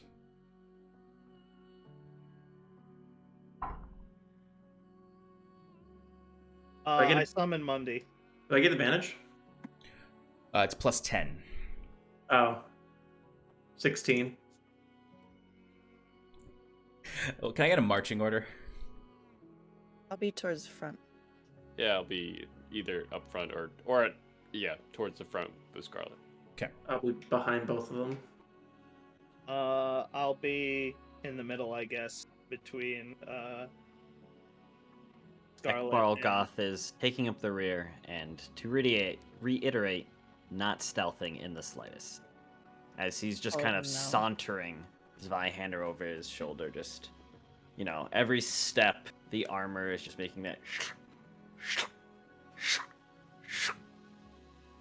Excellent. And if anyone looks back at him, he's just gonna like shrug and like gesture at it, like, what do you want? Would Eckerd walk ahead of them if they're going too slow? Yeah, actually, yeah, I think if they're like all like being like this, he would just saunter up past them and just give them a look and just Sean, we could say- stealth at normal pace because of my feature. So I guess let's do this. Eckerd is not stealthing. He is walking forward. How do you all respond to this? And if anyone looks at him or says anything, he's going to shrug and say, stealth is the coward's way. Hate him. So what do? Do you all let him go ahead of you? And Oh just yeah, slow we down? just let him be bait, Absolutely. Yep. and then just trail behind him. Yep. Okay. Perfect. I think I'm gonna I see him head forward, and when he does this, I'm just like, well, we can't just leave him out there. And I cast Thaumaturgy to make my voice boom up to 3 times as loud as normal. And I say, wait, what's the name of the druid? Oh my Gideon. god Gideon. almighty. Hello, Gideon. The other druid sent us. Anybody home? Okay. I think you all have a lot more issues with your party than me joining it. As he says that, you would all, I imagine there's a brief silence of quiet as you're all waiting for what's going to happen. Eckerd, up ahead of the group, you would hear about 50 feet ahead of you a sound that goes as something falls to the floor in that greenhouse. Then the rest of you would hear in the distance sounds of chittering, scratching, screeching, echoing through the forest, as it sounds like millions and millions of legs are all crawling towards you. That's where we'll end tonight. Well, Sounds welcoming. thanks for the nightmare fuel. Hell yeah. Oh man, the Wayward Five stronger than ever. Broken. So broken. All right, folks. Thank you for joining us. Thank you for bearing with us as we started a little late, and all of that. An excellent session. Good job, everybody. Other programming throughout the week, You folks. too, Sean. Yeah, pretty thanks. great. I didn't have to do much since there was a lot of inter-party interactions until the end there. I just blue screened. And programming throughout the week. Yes. There you We have on Tuesday nights, we have another Play in Paradise, where our friends here play some video games and hang out. Thursday nights, we have Relaxing in Paradise with me, playing games, crafting things, and hanging out. It's been kind of on and off due to grad school lately, so keep an eye on socials if you're concerned if I'm not going to be streaming that night. This week is a little complicated. It's either going to be on Wednesday or Thursday. I have not figured it out yet because I need to figure out my classes this week because I realized that my class got moved, but I also teach classes and they kind of overlap, so I have to figure my life out. So I will be streaming either Wednesday night or Thursday night at 8:30. So join me there. I will be either playing Valheim or Elden Ring. We'll see. But I will definitely probably be doing some crafting to prepare for this session, next session. And then, of course, on Sundays is the Sean Enchanted Power Hour, where we recap what happened in tonight's episode. So if you missed any part of tonight, that's a great time to check out and fill in the gaps. I'm very curious to see. From memory this week. Oh, great. Well, I'll prepare questions for you then. Honestly, questions are very helpful. Yeah. Shannon and I stream on Fridays with the Roll for Damage channel, where we do the scales above. There is party over there too. Yeah, I got a bunch of people who hate each other there too. There's a chance that we might not stream this Friday just because our DM's computer isn't working right now, but we'll see how things go. But other than that, that's all for us tonight, folks. We are going to send a raid on over to our friends at Geekly Inc., who are doing some TTRPG tonight. If you've ever listened to the podcast Drunks and Dragons, that's the channel where they record that. I'm a big fan of that. One of the first D&D podcasts I listened to. So go ahead and give them our love over there. and we will see you soon in Paradise. Thank you for joining us. Say goodnight, everybody. Good night, Good night. everybody. Good night, everybody.